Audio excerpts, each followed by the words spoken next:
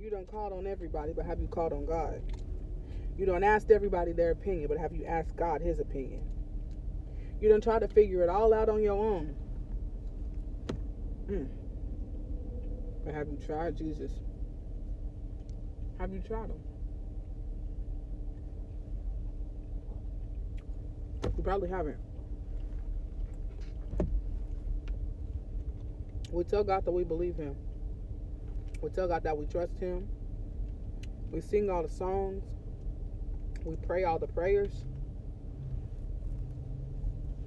But faith without work is dead. It's dead.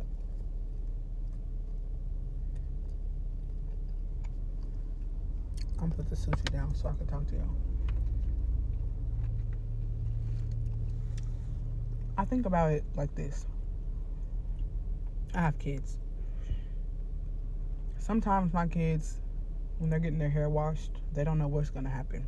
There's water coming at their face fast. If I'm washing in the shower or in the kitchen sink, or if we're in the bathtub, they have to trust that I'm gonna lay them back in the bathtub and not drown them. They have to trust me.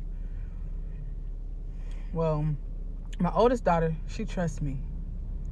She still doesn't know what's gonna happen, but she kind of giggles a little bit and she looks at me and tells me she loves me while I'm washing her hair. My second daughter, Rayana, she's like, I don't like this, and she cries the whole time. She doesn't try to fight it, but she cries the whole time because she doesn't like it. Amelia, my 2-year-old, she doesn't trust it.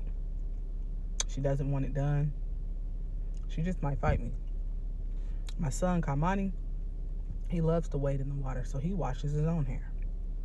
I say all this to say, not every single thing is going to look familiar or look like it's easy. But if we trust God, everything is easy. If you got a bill that needs to be paid and you know that you've done your due diligence, you've done everything that you can do, and it still hasn't been paid yet, you have to put your trust in God. What does put your trust in him mean? It means don't stress about it. Don't cry about it. If you wind up having to lose that house or that job or that car, it's because God has something better for you. But do you trust him enough to do that? Because I had to trust God enough to literally give up my whole house twice. In 2018, I separated from my ex-husband because he was abusive and he was cheating on me, and we were together for almost 7 years, and I finally had enough and I left him.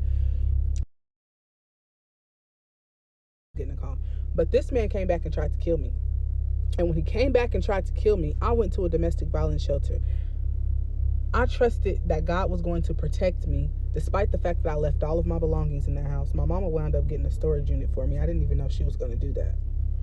My ex came back and kicked that door down 2 hours after he went to jail because they never booked him. He came back and kicked that door down, hoping I was in there so he could hurt me. But I wasn't there. I was in a shelter. And I stayed in that shelter for 4 months. I was dating someone else and wound up finding out that I was pregnant. I get out of the shelter. This guy starts abusing me. I stayed with him for 3.5 years because I had just left a familiar spirit, and I was scared to tell my family I was going through the same thing, but worse. This man was pulling guns out on me. He would stomp me. He would threaten to kill me while I was holding my kids. He was crazy. So I was with him, and I trusted that God was going to keep me safe. I would talk to God all the time, but I also knew that I had messed up and I needed a way out. Now, had I not trusted that God was going to pull me out, I would have just laid down and died. I would have either just allowed him to continue to abuse me and continue to torment me, or I would have unalived him because it really got like that, or I would have told somebody what he was doing in hopes that they would do something to him. I didn't do any of that. All I did was finally get the courage to tell my mama what was going on. And when I told my mama, she got me out of there, and I went to a shelter and moved out of town. It's been 3 years since I left. It'll be 3 years in September, but it's been almost 3 years since I left, and I have never looked back in that sense. Has he contacted me? Yes. Have I given him the time of day? A couple of times, but not in that way. I've given him, okay, I'll let you talk to the kids for a second.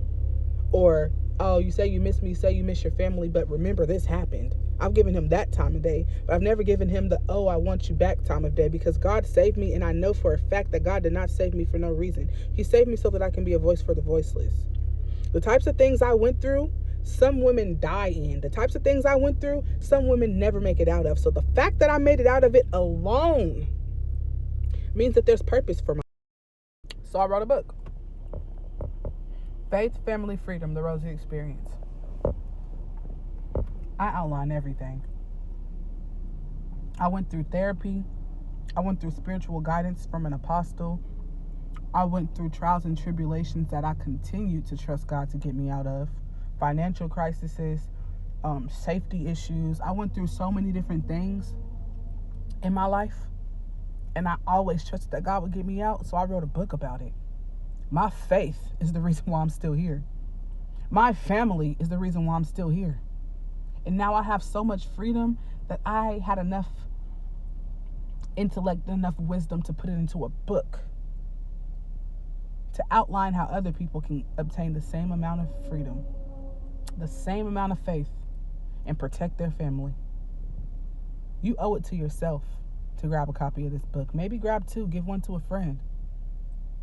And when I start my book tour, which is coming soon, if you want me to come to your city, all you got to do is just email me, let me know the logistics on, like promoting and how we can get this out there.